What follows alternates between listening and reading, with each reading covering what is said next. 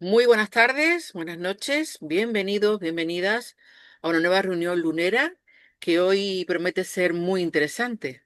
Hoy tenemos con nosotros a Carlos Soriano, que al que le doy las gracias porque es un conocido nuestro y de muchos años, y agradecidísima de que hoy se preste a contarnos todo esto. Bueno, él es Carlos Soriano, es diseñador de web, secretario de la Sociedad Atlántica de Investigaciones Parapsicológicas y ahí se dedican, como sabemos, a la investigación y divulgación de fenómenos extraños, anomalías y lo que llamamos la otra historia. Hoy vamos a hablar de un caso que se llama el incidente Dyatlov. Un grupo de jóvenes excursionistas soviéticos, con motivo de realizar prácticas de esquí, se dirigieron a la montaña Ortotén, en medio de los montes Urales. Tenían intención de acampar allí unos días. Esto ocurrió el 23 de enero de 1959. Pero nunca regresaron a casa. Ahora vamos a saber por qué. Cuando quieras, Ujú. Carlos. Hola, Nuria. Buenas noches a todos. Gracias, Inés, por invitarme. Em, la historia que voy a contar está perfectamente documentada, ¿vale? Hay toda una crónica realizada por los forenses que investigaron el Carlos, caso. te oigo muy bajito. Sí, dame un segundo. Voy a darle un poco más de presencia al micrófono. Bueno, como decía, para ir dando eh, el asunto, em, es un caso perfectamente documentado por parte de las autoridades rusas en su momento. Vamos a ver dónde está el nivel del micrófono. Vamos a subirlo un poquito. Hola, hola. Perfecto. Bien. Pues fue perfectamente documentado gracias a los diarios y a las cámaras fotográficas que los, digamos, protagonistas de esta nefasta aventura llevaron consigo. Y gracias a eso pudieron reconstruir gran parte de lo ocurrido en los momentos en los que este equipo pues ya se encontraba prácticamente incomunicado camino de esa montaña, Ortotén, que se encuentra en medio de los Montes Urales y que tiene unos 1.200 y pico metros de altura. Em, yo voy a intentar compartir una serie de imágenes para presentar a estas personas. Hay cientos de imágenes, ¿de acuerdo? De cada uno de los participantes. Algunas son bastante dramáticas. Yo he, digamos, compartido aquellas, he traído aquellas que son, bueno, algunas sí es un tanto dramática, pero sobre todo la traje porque quizá es una de las que en más extrañas circunstancias se encontraron. Em, por otro lado, también existen informes, hay un museo del que les hablaré posteriormente. Hay un informe publicado del equipo forense que se encargó básicamente de analizar los cuerpos y de analizar todas las pruebas que se encontraron. Digamos que el primer bloque de tiempo es algo así como una crónica de lo que ocurrió entre el 23 de enero y el 12 de febrero de 1959. Y después de ese 12 de febrero del 59, allá habrá otro pequeño, digamos, fragmento de historia con todo lo que vino después. El incidente de Diatlov o del paso de Diatlov se refiere a la misteriosa muerte de 9 excursionistas soviéticos, 7 hombres y 2 mujeres, en los montes Urales del norte, en la noche del 1 al 2 de febrero de 1959. El suceso ocurrió en la ladera oriental de una montaña conocida por una tribu local, que se llaman los Mansi, como Montaña Muerta, ¿vale? Ya de por sí tiene un nombre bastante significativo. La ladera de esa montaña era un paso que ellos tenían que, digamos, rodear. Posteriormente fue bautizada como Paso de Diatlov. Diatlov no es el nombre original, es el nombre de Igor Diatlov, que era el jefe de la expedición. Y, si me permiten, pues empiezo a relatar los sucesos. La expedición estaba formada originalmente por 10 jóvenes del Instituto Politécnico de los Urales, de una ciudad llamada Sverdlovsk, que hoy en día se llama Ekaterimburgo. Todos eran esquiadores y montañistas con experiencia. Esto hay que tenerlo claro desde un principio, ¿vale? No eran novatos en la materia y estaban pues acostumbrados a realizar prácticas en alta montaña, ¿vale? Los integrantes del grupo, voy a intentar dar sus nombres, son todos evidentemente rusos. Hablo uno de ellos que tiene un apellido francés por circunstancias de un familiar que es francés, un ingeniero, que se estableció en los Urales. Pero un poco para que conozcan a los personajes y también para que eh, sepan que estoy hablando de seres humanos, ¿vale? Más que nada.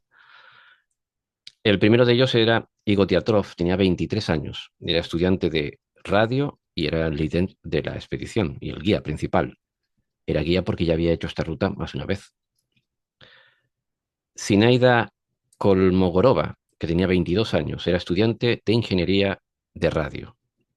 Lyudmila Dubinina, de 20 años, estudiante de economía industrial de la construcción. Alexander Kolesakov, perdón, Kolevatov, de 24 años, estudiante de física nuclear. Rasten Slovidin, de 23 años, graduado en ingeniería mecánica. Yuri Krivanochenko, de 23, estudiante de ingeniería también, en este caso de construcción e hidráulica. Yuri Doroshenko, de 21 años, estudiante también de ingeniería de radio. Nikolai Zivox, que este es de origen o de antecedentes franceses, que tenía 23 años y graduado en ingeniería civil. Y el mayor de todos, Alexander Solotairov, eh, un instructor de deporte e ingeniero militar veterano de la Segunda Guerra Mundial. Un señor muy experimentado eh, que posiblemente explique una de las circunstancias, pero que no explica todas las demás, ¿vale? Quiero decir, no eran personas que desconocieran el entorno, ¿vale? Se iba a unir, bueno, también se unió un chico llamado Yuri Yudin, de 21 años, también estudiante, compañero de estos, pero este hombre, por una dolencia en la espalda, una ciática, un par de días después de iniciar la ruta, se retiró eh, y se convirtió sin saberlo en el único superviviente de esta expedición. Falleció en abril de 2013, ¿vale? Hasta hace muy poco. eh, Estuvo haciendo declaraciones a los medios de comunicación y ayudó a presionar, digamos, a que se reabriera el caso, algo que luego contaré. También se fue a incluir otro chico, el número 11 sería, que se llamó Nikolai Popov, pero este tampoco se apuntó, otro que también sobrevivió al caso. El objetivo del grupo era llegar a la cima de ese monte, Ortoten, como digo, tiene unos 1.234 metros sobre el nivel del mar, que se encuentra a unos 10 kilómetros al norte de donde ocurrió el incidente. La ruta en pleno invierno se calificaba como categoría 3, que está más difícil, debido a las bajas temperaturas, que podrían rondar los 30 grados bajo cero, ventiscas y terreno abrupto. La razón por la que se desviaron esos 10 kilómetros lo contaré a continuación. Esto se repite mucho en los informes y los familiares repiten una y otra vez. Todos los miembros tenían experiencia en expediciones de esquí de travesía. Esto significaba que iban a caminar sobre la nieve con esquís, ¿vale? En condiciones extremas, eh, también esto les valió para emprender el viaje, evidentemente, absolutamente confiados por sus habilidades, ¿vale? El 23 de enero del 59 se reúnen en esa ciudad de Sverdlovsk para preparar la expedición y de ahí viajaron en un tren hacia Ifdel, una provincia de esta ciudad, de esta localidad, perdón, el 25 de enero. Si me permites, voy a compartir la primera imagen donde podemos ver el, una foto que los chicos, creo que ya podemos verla, una foto que los chicos sacaron en el interior del tren, ahí todos apiñados en una habitación, ¿vale? En un camarote. Esto esta foto se tomó el 25 de enero de 1959.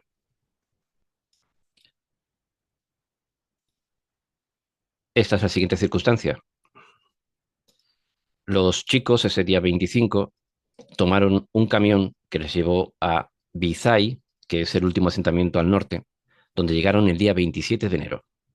Ahí ven la imagen de algunos de ellos apilados, en, evidentemente con muchas risas, eh, en la parte trasera de ese camión. Bastante abrigados porque, como ven, no va cubierto. Eh, Aquí, cuando llegan a ese último asentamiento en Bizay, tengo que leer los nombres en ruso porque son bastante complicados, que llegaron, como digo, el día 27 de enero. Ese día es cuando comenzaron la marcha a Ortoten, pero ahí aprovecharon para preparar su equipo. Desde aquí partían caminando, ahí se ven algunos con los esquís, ¿de acuerdo? No sé si pueden ver mi ratón, que me muevo encima de la foto. Este chico que está aquí es Igor Diatlov y esta una de las chicas del grupo. Aquí se ven preparando el equipo. Como digo, todos ellos llevaban, o unos cuantos de ellos llevaban cámaras fotográficas. Una de estas dos chicas es, eh, a ver si reconozco el nombre, Dublinina, creo que se llamaba. Y este, que está aquí, es Igor Diatlov, el guía. Este chico de aquí. Desde este punto es cuando empiezan a caminar, el día 27 de enero. Aquí hay imágenes de la ruta y algunas fotografías del entorno. Em, un día después es cuando se retira Yuri Yudin, ¿vale? Que vuelve de nuevo a esa localidad, a Bizay, ese último puerto, digamos, de montaña, y acuerda con ellos esperarlo hasta su regreso, ¿vale? A partir de aquí, eh, los chicos quedan incomunicados y todo lo que voy a contar a continuación se recoge en los diarios, en las fotografías que vamos a ver y en la investigación forense, ¿vale? Del día 28, que es cuando Yuri y Yudin se separa de ellos, ellos siguen caminando y el 31 de enero llegaron a la frontera de una meseta elevada donde almacenaron provisiones para el camino de vuelta, ¿vale? Para el caso de que consumieran demasiados recursos, a la vuelta tener comida. Es una cosa que se hace por precaución. Digo, esta gente sabía lo que hacía, quiero decir, no se estaba metiendo en un entorno que no conocían. Y en ese momento iniciaron el ascenso a, a la montaña, ¿vale? Momento en el que las condiciones meteorológicas empiezan a complicarse. Ahí hay algunas fotos de los chicos riéndose, vacilando, ¿vale? Aquí en ruta, unos fotografiando a otros, aquí ya en medio de la ruta. Este señor es Rasten, uno de los chicos. Aquí otro de los chicos, no, creo que sigue siendo Rasten, eh, preparándose o colocándose bien los puños.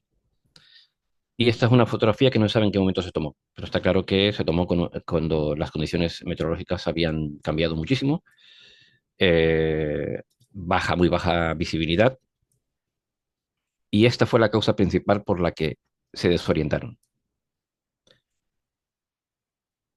Cuando se dieron cuenta de que se habían desorientado, se dieron cuenta de que estaban sobre la cima de la montaña llamada Montaña Muerta, y bueno, cuando se dieron cuenta de que estaban ahí, pues decidieron acampar y pasar el día sobre la montaña, quiero decir, sobre la nieve.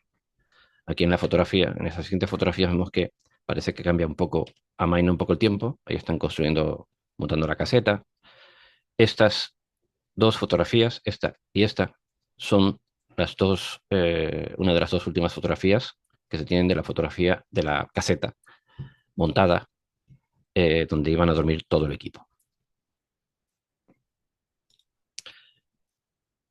Bien, eh, según lo planeado, Diatlov, el jefe del equipo, tenía que enviar un telegrama desde la ciudad de Visay al instituto del club deportivo del que formaban parte ellos, ¿vale?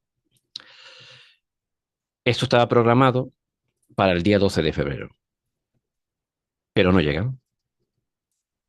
Yudin, que los esperaba, pensó que, bueno, el clima es complicado y a veces ese tipo de rutas se pueden alargar unos días, pero pasan los días y no llegan. Así que Judin se encarga de llamar al club deportivo, quien llama a su vez a los familiares y se monta un revuelo. Comienzan a organizar Carlos, los... disculpa, no te he preguntado. ¿Las preguntas ahora o al final? Si te parece, acabo con la crónica, ¿vale? Vale, perfecto. Porque lo siguiente que voy a contar es todo lo que sale del informe del forense, ¿de acuerdo?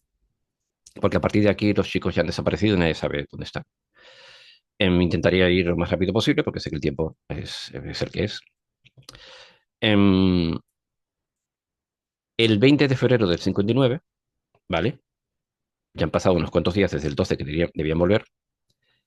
Las autoridades del instituto finalmente tomaron los primeros grupos de búsqueda que estaban integrados por profesores y alumnos. Eh, Poco tiempo después, en la localidad de Ifdel, se abrió una investigación oficial, sobre todo por la presión familiar, y ahí participó el ejército soviético, que incluían policías, soldados, equipo con aviones, helicópteros, ahí es cuando se formó, digamos, el verdadero equipo de búsqueda. Pero no salieron hasta 3 días después, el día 23, ¿vale?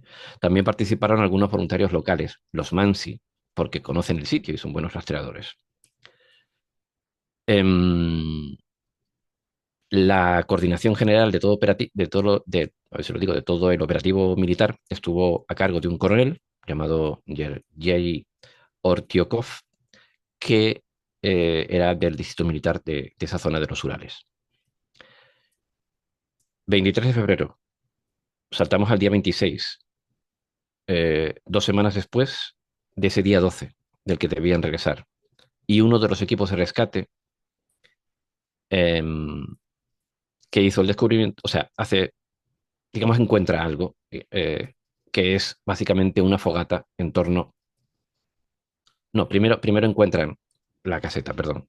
Hay varios momentos de encuentros. Yo me voy a presentar la imagen, una de las primeras imágenes que tomaron de la caseta. Esta es la caseta en la que ellos se refugiaron esa noche y así fue como la encontraron. ¿De acuerdo? Estos son parte de las autoridades, de voluntarios, militares, policías, todos los que participaron. Ahora verán un grupo mayor. Hay varias tomas de esta caseta, ¿vale? La forma y lo que encontraron dentro de las casetas, no sé si aquí se puede apreciar que esto parece un piolet, ¿de acuerdo?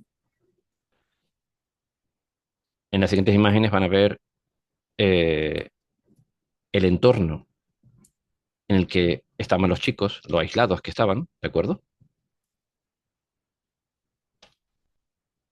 Imagínense pasar ahí una noche al socaire, ¿vale? Y así empieza el equipo de investigación. Encuentran, ¿qué encuentran en la caseta? Pues aquí empiezan las cosas raras, digamos, ¿vale? Como ven en las imágenes, la caseta había caído, ¿vale? Y cuando examinan la tela, estaba rajada, pero rajada desde dentro, ¿vale? Lo más extraño es que los esquís, los bastones, los abrigos, las botas, todo estaba dentro de la caseta, pero los chicos no, ¿vale? Algo indicaba que de una forma u otra, eh, algo les hizo salir de la caseta de tal manera que tuvieron que rajarla para salir y salieron corriendo sin ponerse nada encima, ¿vale? De hecho, las primeras huellas que encontraron, que avanzaban como a 500 metros hacia abajo, porque a cosa de 1 kilómetro y algo había un bosque, ¿vale? En el que se podía un poco refugiar del viento fuerte de la montaña. eh, las pisadas que pudieron encontrar parecían pisadas pies descalzos, ¿vale? Una cosa que no se explica, teniendo en cuenta que tuvieron que haber salido de noche y probablemente con una temperatura que rondaban entre los 15 y los 30 grados bajo cero, ¿vale? Siguen los pasos, mmm, encuentran pasos de alrededor de unas 8 personas, ¿vale? 8, eran 9, y todas se dirigían hacia un bosque cercano, pero a unos 500 metros de la caseta se pierden. Aún así, siguen caminando, ¿vale? La imagen que ven es de ese grupo que va pinchando en el suelo con unas varillas para ver si encuentran un cuerpo enterrado, ¿vale? Hasta que unos rescatistas ven los restos de una hoguera en un pino cercano, ¿vale? Y ahí es donde encuentran los primeros cuerpos. Los cuerpos de Yuri Doroshenko y Yuri Krivanishenko, que tenían 21 y 23 años cada uno, eran críos. Estaban junto a la fogata, estaban descalzos, vestidos solo con ropa interior y, eh, bueno, presentaban signos de haber muerto por congelación, ¿de acuerdo? Sin embargo, si vieron que el árbol, ese pino, en torno al que se refugiaban, habían restos de sangre y de tejidos porque intentaron subirse al pino, como para protegerse de algo, pero al parecer no lo consiguieron. También encontraron quemaduras menores, pero claro, encendieron una especie de fogata, entonces puede que se quemaran con ella. Siguen buscando y entre el pino y el campamento, o sea, hacia arriba de nuevo, encuentran otros cuerpos. Encuentran a unos 300 metros a Igor Diatrov, al jefe de la excursión. Estaba tendido boca arriba, en la nieve, con un palo en la mano, como que, ¿sabes? Algunos llegaron a decir que tenía una especie de actitud defensiva. Llevaba puesto un jersey, unos pantalones, pero no tenía zapatos. Unos metros más allá, a 630 metros, encontraron a Zinaida Kolomo- Kolmogorova, ¿vale? Una de las chicas, de 22 años, tirada en posición lateral, con signos de congelación. La cara la tenía completamente abrasada, eh, con abrasiones, quemaduras, quizá por el frío, y las manos también. Ella vestía con algo más de ropa eh, que los anteriores que habían encontrado. Llevaba un suéter y pantalones, pero también iba descalza. Y en medio de los dos encontraron a Rasten Slobodin. Antes vimos una foto de él, de 23 años. Estaba boca abajo, tenía una fractura en el cráneo de unos 17 centímetros, además de contusiones en la cara, aunque el forense determinó que la principal causa de la muerte fue la hipotermia. Em, pero este hombre tenía un reloj, y curiosamente el reloj se paró a las 8:45 de la mañana. Se cree que del día 2 de febrero, ¿vale? Pero no se sabe con exactitud. La posición de los chicos les dio a pensar a los forenses que intentaban volver a la caseta, supongo que para coger ropa, pero no llegaron, ¿vale? De una forma u otra sucumbieron, estaban caminando cuesta arriba, aunque solo había 1,5 kilómetros de distancia, ¿vale?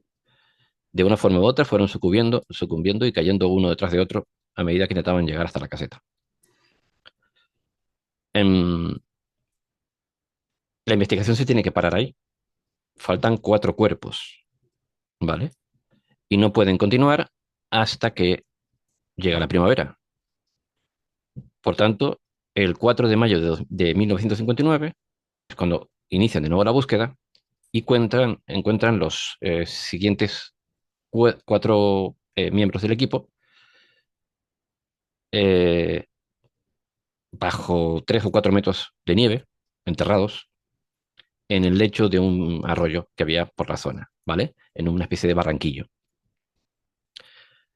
Se ve que estos chicos habían intentado construir un refugio.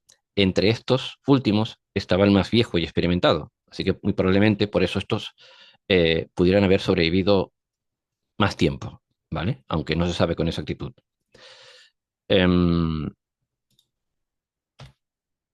Hay restos de ropa en medio de la nieve y estos son una especie de intento de construir una cama que los alejara del frío del suelo. Em, Ahí encontraron a Lyudmila Dubinina, ¿vale? Es la segunda chica del equipo, solo habían dos. De esta hay una foto, porque la forma en la que la encontraron fue bastante curiosa y también macabra, ¿de acuerdo? Fue hallada arrodillada contra una roca, con el torso inclinado hacia adelante, como si estuviera rezando o algo así. Llevaba varias capas de ropa, ¿vale? Que no eran suyas, algunas, y calzado solo en un pie. Esa chica presentaba un traumatismo, o sea, unos traumatismos internos brutales, o sea, tenía múltiples fracturas de las costillas, pero solo del lado derecho, que habían perforado órganos internos causando hemorragias, que posiblemente esa fue la causa de la muerte. La, Voy a presentar la fotografía mmm, solo porque evidentemente no se le ve el rostro, ¿vale? Esta es la chica arrodillada hacia esa especie de roca en la que la encontraron. Junto a ella se encontraba Semión, eh, el militar. La chica, hay una cosa que a los forenses también le asusta un poco, pero le dieron cierta explicación y es que la chica no tenía lengua, ni tampoco el tejido blando del interior de la boca, ni los ojos, ¿vale? Algo que también le pasó al siguiente, a Semión, el militar. Se le encontró cerca, tampoco tenía los ojos y presentaba un traumatismo similar al de la chica, las costillas rotas del lado derecho del cuerpo, ¿vale? Em, un total de 5 fracturas. Entonces, eso tuvo que haber sido hiperdoloroso. Y otra gran herida en la cabeza. Llevaba puesta una chaqueta y el sombrero que seguramente se lo quitó a Dubinina porque falleció antes que él, ¿vale? Lo que indica que pudo haber tomado, como digo, la ropa de la chica y otros, y otros. Y los dos últimos que se encontraron, que si no me equivoco es esta última foto, aquí hay un chico abrazando a otro, ¿vale? Es una imagen un tanto dramática, estos son militares que lo están recogiendo y voy a dejar de compartir, ¿vale? Porque esta es la última imagen que voy a mostrar. Estos dos chicos son Alexander Kolevatov y Nikolai Zibux, el chico de origen francés, que como digo se hallaron juntos, abrazados, uno con el otro, y con uno de ellos presentaba, que esto fue lo que también extrañó a los forenses, el chico de origen francés tenía una fractura hundida en el cráneo de 8 centímetros de extensión. Según el forense, es como si lo hubiese atropellado un coche, que probablemente fue lo que le causó la muerte.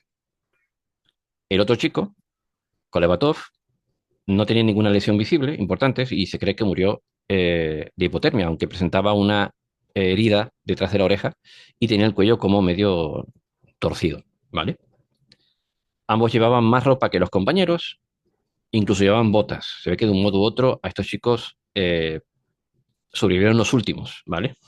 Porque gran parte de la ropa no era suya, era de los anteriores. Em, y ya por último, para terminar, un resumen básico de lo que encontraron el equipo forense, ¿vale? Los 9 cuerpos no se hallaron señales de presencia de terceros, o sea, quiere decir, no, las autopsias no revelaron ni heridas de arma blanca, ni balas, ni signos de lucha, ¿vale? Sin embargo, varios mostraban lesiones internas de gran magnitud, fracturas en las costillas y en el cráneo, sin marcas externas, ¿vale? Esto es una cosa muy rara.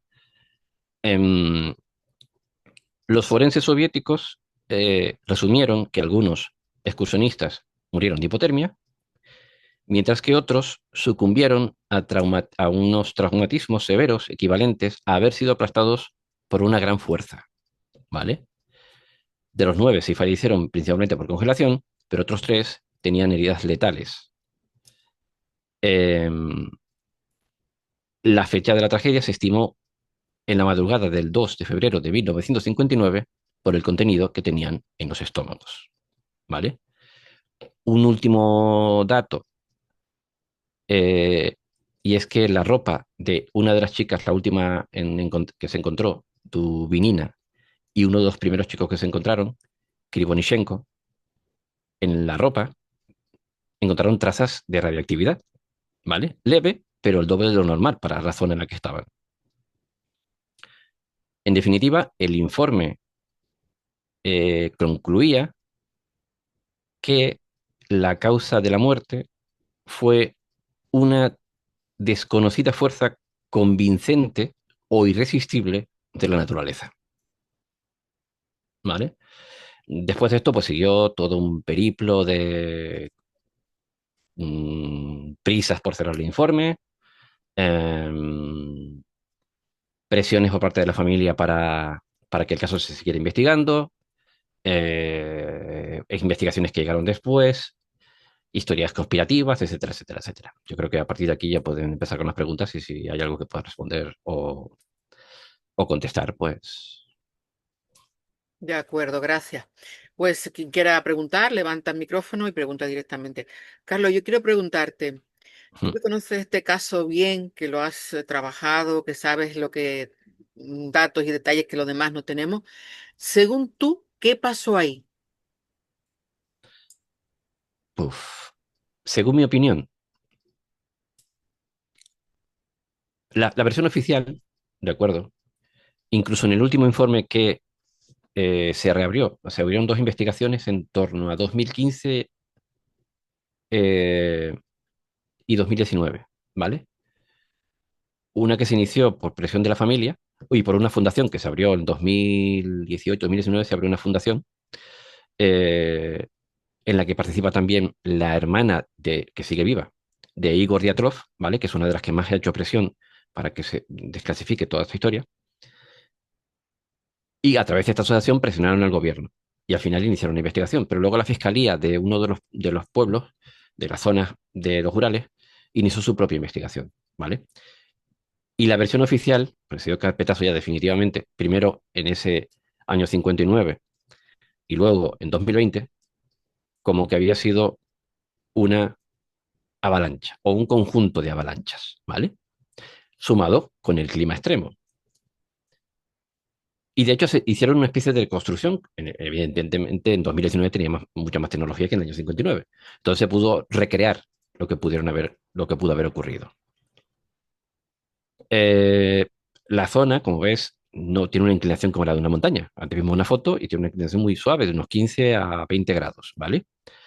Una avalancha no tiene tanta fuerza como para arrasar.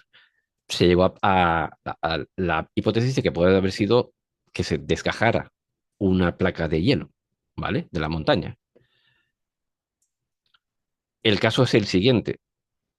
Si a los chicos les atacó una avalancha, evidentemente 8 personas bajo la nieve tienen muy poco tiempo para respirar, ¿vale? Pero si tenían toda la ropa, todos los enseres, todos los materiales dentro de la caseta, ¿cómo es que salieron corriendo sin llevarse nada? No eran novatos. Eh, incluso el militar, un tipo avezado, era veterano de la Segunda Guerra Mundial. ¿Por qué salieron todos corriendo y dejaron todo lo esencial para mantenerse un poquito más de tiempo a la intemperie? Se lo dejaron en la caseta. Y Es sobre una todo, cosa. ¿por qué rajaron la caseta para salir si tenían una puerta normal, ¿no? Eso podría ser causa. Es una cosa que le hace pensar a los forenses que la caseta se cubrió literalmente por la nieve, ¿vale? Pero aún así, ¿para qué la rajan? Quiero decir, bueno, en fin, pudo haber sido que tuviesen que salir precipitadamente, pero sin la ropa, sin vestirse, que dos de los chavales murieron congelados porque estaban en paños menores, o sea, no tiene ningún sentido. Esa parte, ese trozo, ¿vale? Que es a lo que se acoge toda la familia, a los que conocen a los chicos, al instituto que los entrenó, porque hacían prácticas, o sea, eran alpinistas más o menos con cierto grado de experiencia. No, no dicen, no, es imposible que hicieran esto únicamente porque huyeron, ¿vale? Yo no me atrevería a dar una hipótesis, pero está claro que hay algo más, sobre todo cuando el, el- el gobierno soviético se encargó literalmente de dar carpetazos. De hecho, prohibió durante 2 o 3 años volver a visitar la zona. Era habitual esa zona, que fueran allí escaladores, excursionistas, em, pues la cerró. Prohibió que se fuera por allí durante 3 años, ¿vale?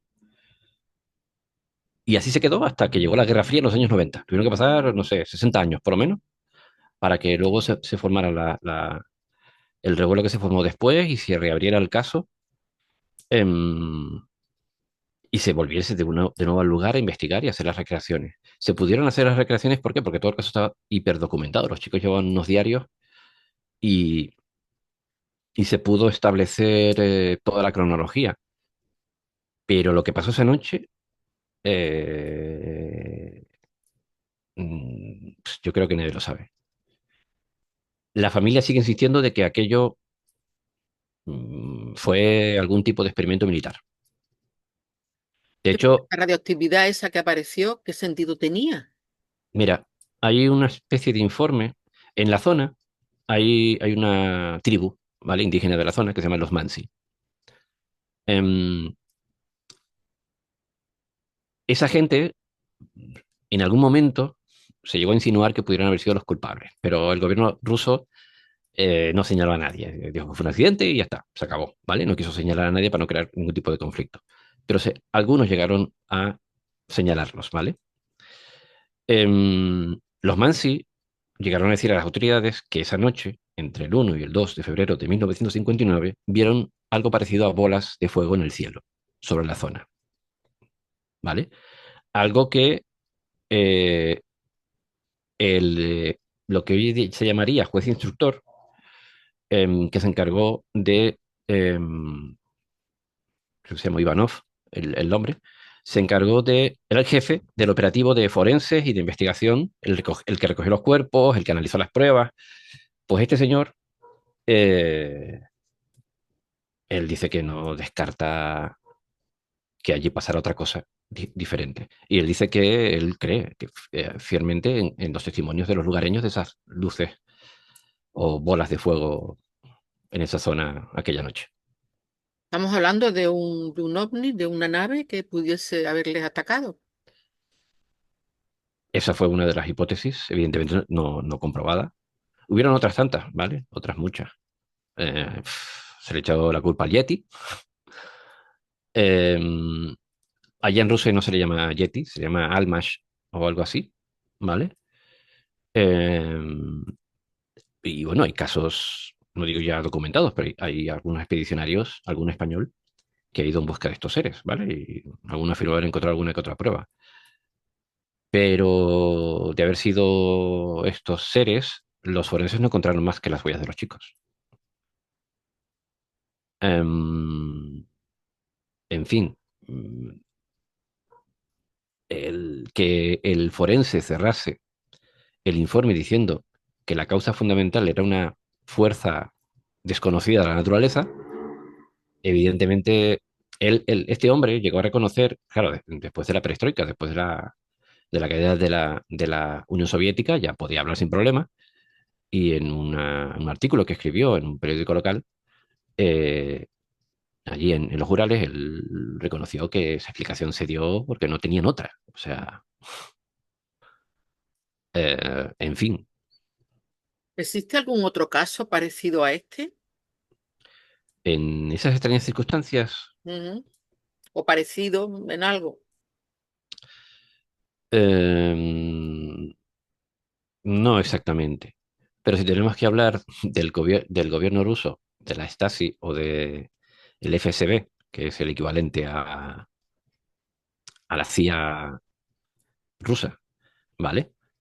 y a la desaparición de personas, digamos, de interés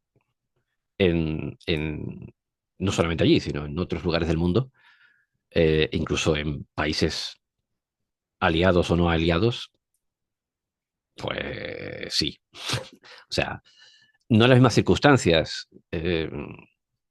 Digamos que la Stasi tiene otras metodologías, ¿vale? Para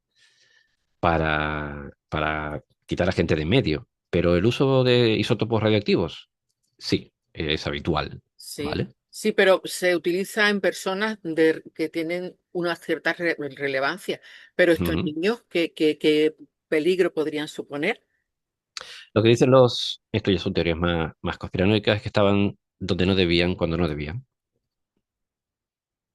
¿Por qué estaban haciendo pruebas y estaban allí ellos allí o cómo? Al parecer, a unos kilómetros de la zona hay una base rusa militar, de estas ultrasecretas, y se llegó a teorizar que estaban haciendo algún tipo de experimentación. Quizá vete a saber si estaban experimentando con hablamos de los años 50, la Guerra Fría. Los norteamericanos tenían un proyecto de un avión, creo que no sé si era el B-52, que era ultra secreto porque era capaz de volar, no sé si eran 3.000 kilómetros sin repostar, ¿vale? Y no tenía forma de, era un avión enorme, parecía un torpedo con alas, ¿vale? Era enorme, tenía unas alas enormes para llevar más combustible, básicamente. Y esa circunstancia la hacía ultra secreto. Los rusos también estaban experimentando con armas, igual vieron, pero esto te digo, esto no está comprobado, evidentemente. Igual vieron un artefacto militar que no debían ver, o ese artefacto militar tuvo alguna falla y los cogió en medio. Lo, lo- algo tuvo que haber hecho que los chavales saliesen corriendo, ¿vale? Gente que sabe las temperaturas que hay en esa noche, salieran corriendo de allí. Vamos, literalmente, les infundiera tanto pánico que no se parasen ni a ponerse unas botas. O sea,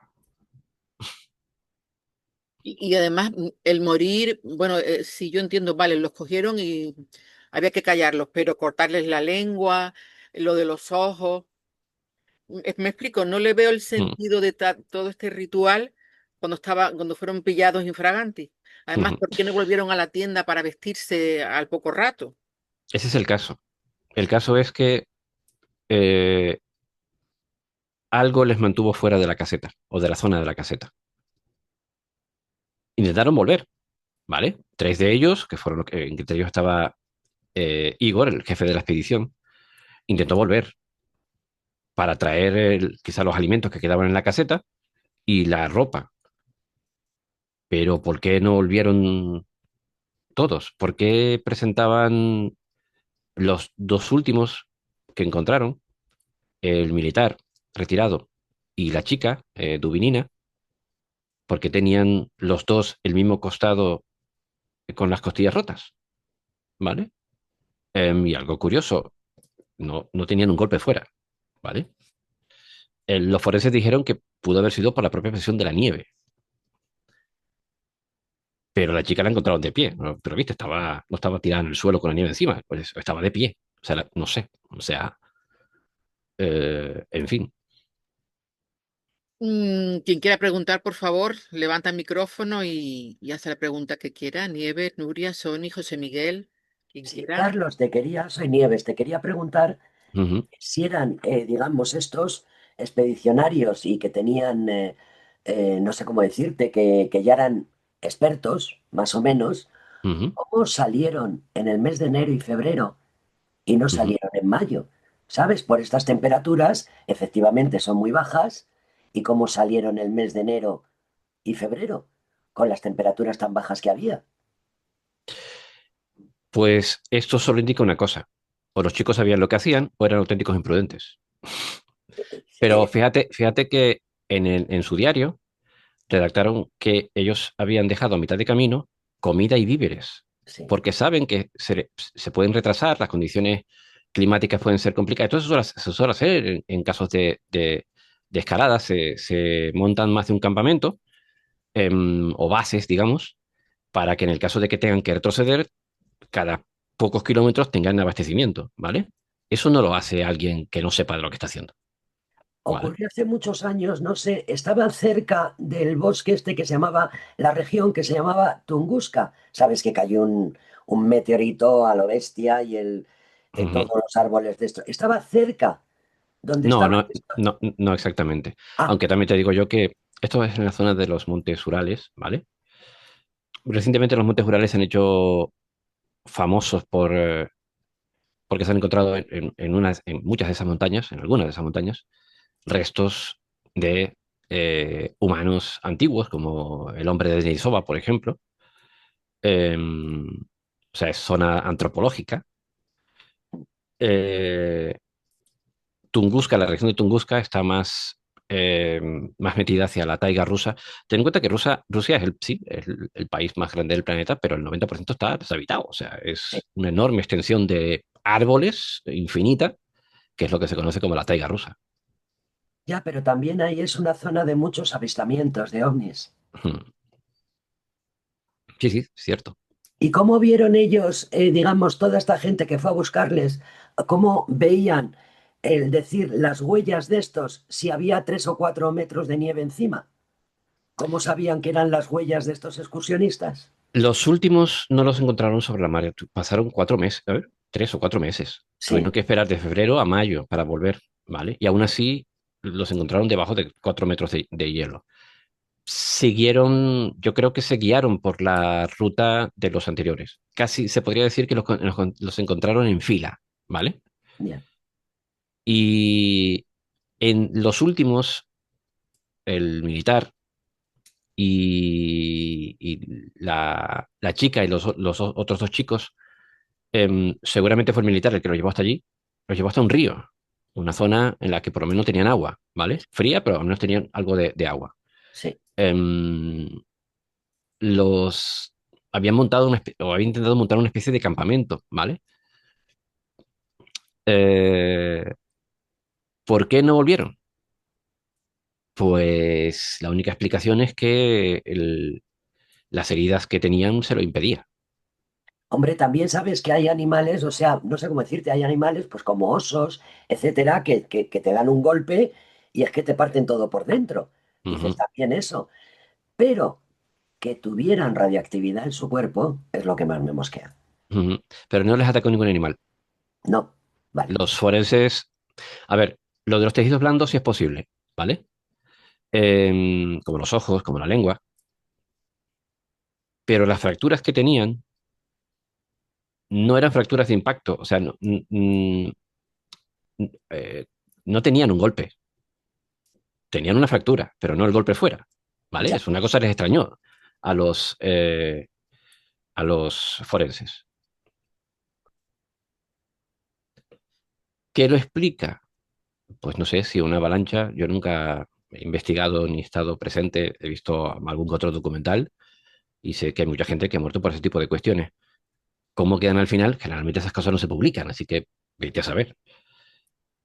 Eh, una de las chicas, por ejemplo, la primera que encontraron, que la encontraron, fue una de las que se atrevió a subir de nuevo a la caseta. em, la encontraron boca abajo con la cara prácticamente quemada. Se puede explicar por el hielo, ¿vale? Seguramente al caer. Igual se desvaneció y permaneció en el suelo el tiempo suficiente como para que se le quemara la cara por el frío.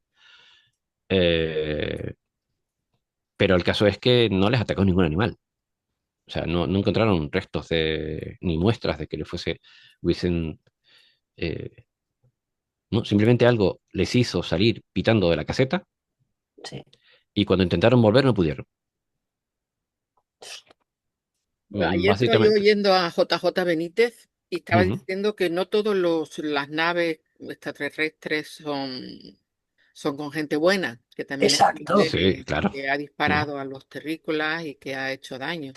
ujú. Estaba el caso de un chico que le dispararon y le volaron la tapa de los sesos, o sea, que no se sabe. Pero al final no me has dicho cuál es tu teoría. Hombre, yo soy bastante poco conspiranoico, a pesar de las de cuánto te anima este tipo de casos a pensar cosas raras. Em, yo siempre me inclino a pensar sobre todo a no dejar de lado la parte más lógica que pudiera haber sido una avalancha. Pero no me queda claro. Lo que yo tengo, la impresión que a mí me da es que algo les asustó lo suficiente como para que salieran corriendo. ¿El qué? No lo sé. Temieran que se fueran que la caseta, o sea, que oyeron un desprendimiento y pensaron que se iba a caer encima. Pero no sé, yo arramblo con todo lo que encuentro, lo agarro y salgo corriendo. Quiero decir, no tiene demasiado sentido que no salieran ni siquiera con botas. O sea, que dos de los chavales murieron en calzoncillos, a 30 grados bajo cero. O sea, es una cosa. Y no volvieron a la caseta. No, no, no. O sea, pasaron la noche ahí fuera. Todo eso ocurrió una noche, ¿vale? Eh, una madrugada, se podría decir, del 1 al 2 o del 1 al, sí, al 2 sí, se podría decir, según lo que tenían en el estómago. Pero ninguno volvió, o sea, lo intentaron tres, pero no pudieron. ¿Por qué? Porque ya habían permanecido tanto tiempo en el frío que la hipotermia se los cargó. Pero ¿por qué no volvieron antes? ¿Por qué esperaron tanto? O sea, no, es que no sé, no tiene sentido. Algo vieron, algo que no Mm, podían volver, dices, porque veían el peligro muy cerca. Y si das algo importante sobre que había una base secreta militar con todas las cosas que hacen allí. mm, Y seguramente estaban en el, digamos, no estaban en el momento adecuado. ujú, Pero si Entonces, la base militar los detiene, pues los detiene, pero no mueren tan extrañamente, una de rodillas, con la lengua cortada. O sea, es que es un poco raro, ¿no? Todo, no sé. Bueno, claro, Es, es- pasó es muy esto, raro. es raro. Mm. Está claro que da la impresión de que podría considerar desde un punto de vista militar un daño colateral, en el caso de que fuese causa militar. Em, la razón de la radiación, yo no sé hasta qué punto eso se resolvió, ¿vale? En la reconstrucción que se hizo en 2019, no, por lo poco que he leído, no se menciona nada de la radiación. Eh, mm, o sea, y poco más, quiero decir. que hayan pasado 20 años, esa radiación, tú vas y sigue ahí la radiación, ¿sabes? Ujú, O sea, esa radiación no se ha ido, sigue ahí. ujú. Mira, hay una cosa que sí es característica del fenómeno ovni. Y sí es cierto, yo como amante del fenómeno ovni que soy, te aseguro que si veo uno lo suficientemente cerca, intentaría fotografiarlo sin duda, pero me alejaría todo lo posible, ¿vale? La casuística, por lo general, te dice que no suele ser muy amables con los seres humanos. Yo no soy tan positivo como Juan José Benítez, ¿vale? Hace un tiempo se hizo, hace relativamente unos meses, quizá a comienzos de este año o finales del anterior, se viralizó algo que había desclasificado, creo que fue la CIA, pero en realidad no era otra cosa que un informe del MUFON, el Mutual UFO Network, ¿vale? Una sociedad de investigadores al que pertenecen pues, gente de todos los países, incluyendo España. Y era un informe que le había pedido, creo que la USAF, en los años, creo que 90, al que dirigía un doctor en medicina, ¿vale? El que dirigía o sea, los que forman parte del MUFON no son simplemente frikis que buscan ovnis por la calle, son gente muy preparada. En este caso era un médico el que presidía la sociedad y presentó un informe de no sé cuántos casos sobre las consecuencias peligrosas de acercarse a un ovni, básicamente, ¿vale? Ah, O sea, ¿por qué le interesaba eso a la USAF? En fin, el caso es que lo pidieron.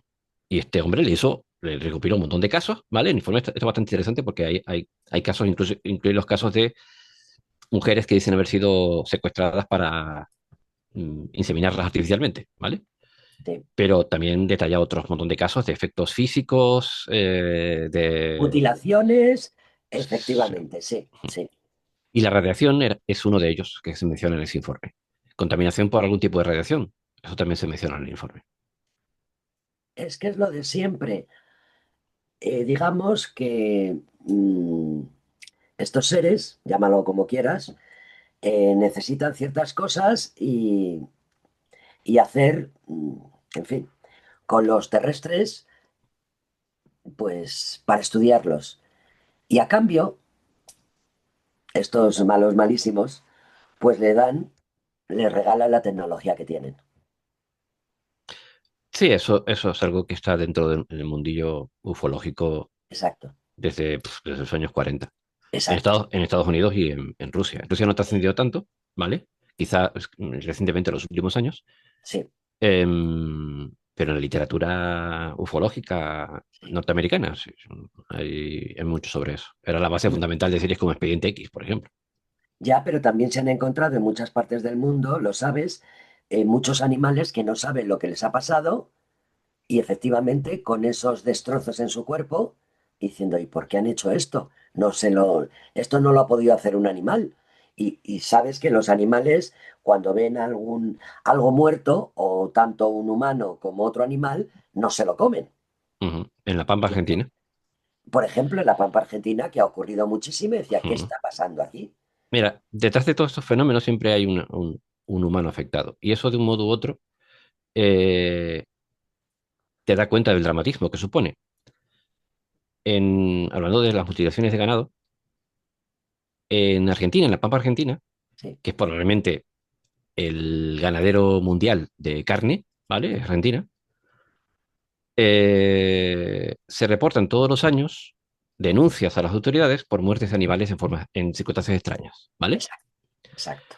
Hasta tal punto de que algunos granjeros se acaban arruinando, porque en una noche le matan 40 o 50 cabras, ¿vale? Claro, él no las puede tocar, tiene que llamar a las autoridades, tiene que llamar si quiere recibir una ayuda, tiene que ser así, hay una especie de protocolo y hay denuncias todos los puñeteros años, con perdón, ¿vale? Hasta el día de hoy. Quiero decir, no es una cosa del pasado, sigue ocurriendo hoy en día. En, en fin, cada 2 por 3 se recogen noticias. Yo recuerdo ya hace un par de años de esto, un granjero de llamas, si no recuerdo mal. Eh, Nada, que regresa un día, la Pampa Argentina es una cosa gigantesca. Regresa a su granja, algunos de los terrenos son pues, casi medio desierto, parecen. Y encuentra en el entorno cercado, sin ningún signo de que se hubiese colado ninguna alimaña, estaban metidas en una especie de cortijo dentro del terreno, o sea, cerrada bajo llave, a todas las llamas muertas, desangradas, sin un pisco de sangre. ¿Vale? El tipo se le cayó el alma a los pies porque era el único sustento que tenía. Y se montó un pollo, denuncia a las autoridades, pues, claro, el hombre se quedaba sin comer, ¿no? Era su sustento. Las llamas generalmente no solo para carne, sino también por la lana, ¿vale? De su pelaje. Em, y ahí se montó un revuelo con las autoridades, llegaron los científicos y todo eso para determinar la causa de la muerte y no sé si al final indemnizaron al señor, pero esto ocurre incluso a día de hoy. Pues nos quedan unos minutos. Si alguien más quiere comentar algo, preguntar, ahora es el momento. Hola, buenas noches. ¿Qué tal? Hola, Muy hola. interesante todo, ¿eh? Yo Ujú, lo que gracias. pienso es que si no hay huellas en la nieve, tuvo que ser por el aire, por el cielo. No cabe otra. Y una avalancha no me Ujú. parece, por la situación de los cuerpos, no me parece una avalancha un razonamiento adecuado, ¿vale? Mira, esto es una cosa curiosa. En la segunda recreación se habla de más de una avalancha, ¿vale? Em, pero se encontraron, al menos hasta unos 500 metros de distancia, huellas de 8 personas. El resto de huellas se pudieron haber cubierto porque nevó recientemente en la zona. Pero desde que los chavales salieron de allí hasta que llegaron, que fueron varias semanas después, los investigadores, encontraron más de 500 metros de huellas de 8 personas, ¿vale? ¿En qué momento ocurrió la segunda avalancha? Si la primera los espantó, la segunda, ¿cómo es que no cubrió las huellas? No Se, tiene pro- sentido. se produjo en el mismo cacho de montaña porque ellos se metieron dentro del bosque, ¿vale? Ellos se refugiaron en el interior del bosque para refugiarse en parte de la temperatura, del viento y de las avalanchas, ¿vale? Por eso todos estaban en algunos refugiados en una especie de barranquillo y otros detrás de un árbol, ¿vale? Eh, en fin, ¿por qué uno de los chicos llevaba una especie de palo en la mano? ¿Lo usaba para mantenerse de pie en la nieve o es que se quería defender de algo? ¿Por qué dos de los chicos que encontraron básicamente en calzoncillos encontraron restos de que habían intentado subirse al árbol ¿para qué? O sea, si te subes al árbol, el frío sigue estando allí. Quiero decir, de qué estabas huyendo? Pero ¿no eran 9 chicos o eran 8? Las huellas correspondían a 8 personas, pero eran 9, ¿vale? ¿Y las huellas del noveno? Pues no sé, o se confundió o no lo pudieron identificar, pero el caso es que al final fueron 9. Lo que fuera que estaba allí no tocaba suelo. Y Eh, este es- eso es evidente. no tocaba suelo. Y lo mismo lo que estuviera por allí tenía algo que ver también con los militares. Todos juntos y ya está. Mm, A saber. Mm, A saber. exacto. Yo te digo una cosa. em, si el reporte de los Mansi, que dudo mucho que esa gente tenga necesidad alguna de estar contando cosas de... Son gente que viven en ese entorno, en poblados que viven en alta montaña, quiero decir, son gente ruda, que no va por ahí contando que ha visto luces en el cielo para que los tachen de locos, y que reportaron haber visto esas luces extrañas sobre la zona, en una montaña, curiosamente, esa montaña, la que llaman montaña muerta sagrada para los Mansi, ¿vale? Eh, pues igual fue eso lo que los asustó, pero ¿qué era eso? Pero Ni espera, idea. Carlos, no me queda claro. ¿Encontraron a los 9 cuerpos o no llegaron a encontrarlos a los Sí, 9? sí, sí, Ah, se encontraron encontré. los 9 cuerpos. Sí, Pero sí, sí. pisaron nada más que de 8 de ellos. Sí, porque el- salieron todos corriendo, pero a la vez. Es una cosa curiosa, es una cosa que también determinó el forense y es que habían salido todos juntos. Ninguno se quedó atrás, ¿vale? Claro, entre las huellas pudo haberse confundido la de alguno. Ellos llegaron a identificar al menos 8 diferentes, ¿vale? Y, siendo 9, pues ya es bastante, ¿vale? Pero sí, ahí estaban los 9. Los 4 últimos, el militar, 2 chicos y la última chica, los encontraron pues 3 meses después o algo así, en mayo. ¿Alguna pregunta más que quieran hacer? Sony, Nuria, Nieves. Bueno, si alguien cuando vean la grabación de los que no han podido asistir tienen alguna pregunta, lo escriben que yo se la hago llegar a Carlos. Genial. Pues Carlos, muchísimas gracias, de verdad me encanta A ti. escucharte. Además, eres un experto en muchísimos temas, ya te cogeremos para otra. Pues sabes muchas cosas sobre muchísimos temas. Y nada, que descansen y intenten Gracias. a ver qué pasó ahí. Dios mío, ¿qué pasaría? Este caso, la primera vez que lo escuché, me pareció tan alucinante que he leído esta historia 20 veces y siempre acabo con la misma conclusión. ¿Qué coño les asustó? Sí, Para que no volvieran a la caseta otra vez. que eso es lo que no tiene sentido, ¿no? Que no No volvieron. hubieron, a lo mejor hubo ciertas abducciones y luego los volvieron a dejar ahí, También. porque te cuentan casos, los abducidos, bueno, que no sabes si es verdad, si es mentira, pero bueno, hay mucha literatura al respecto sobre los abducidos y las cosas que les han hecho. Ujú. Sí. El caso es que, sea lo que sea, no tuvieron tiempo ni de usar sus cámaras ni de escribir en sus diarios. Eso pertenece únicamente a lo que quiera que pasara esa noche y si realmente hay algo más que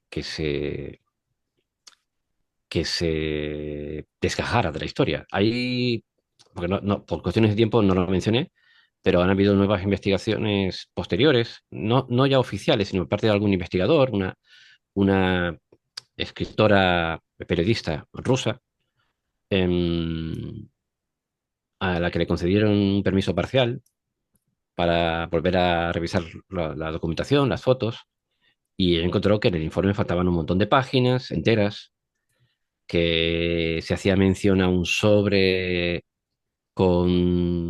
que contenía una serie de pruebas no mencionadas en el informe original.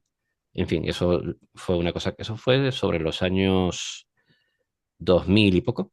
Eh, y esa chica escribió un libro que se titulaba algo así como El resultado del secretismo militar, algo así, guión, 9 muertos. O sea, ella acusaba directamente al gobierno. En muchos casos, de las cosas que contaba son especulaciones, pero ella acusaba directamente al gobierno de la muerte de estos chicos. Bueno, pues aquí lo dejamos. Si alguien tiene una teoría de peso, también que por favor nos escriba, nos la cuente. Ahí de todo sacamos la conclusión final. Muchas gracias, Carlos. Muchísimas gracias a todos. Gracias a ustedes, gracias por Carlos, las muchas gracias. preguntas y buenas noches a todos y a Bueno. todas.